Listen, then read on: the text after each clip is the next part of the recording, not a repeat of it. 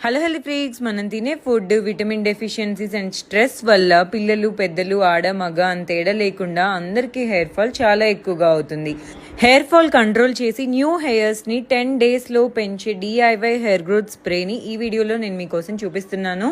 ఒక బౌల్ తీసుకొని దానిలో 500 ml వాటర్ పోసి చూపించే ఇంగ్రీడియంట్స్ అన్ని రోస్మేరీ, డ్రై హైబిస్కస్, రైస్, మెంతులు అండ్ లవంగాలు 2 స్పూన్స్ ఈచ్ తీసుకున్నానండి. 2 టేబుల్ స్పూన్స్ 500 ml వాటర్కి 250 ml అయితే 1 స్పూన్ సరిపోతుంది.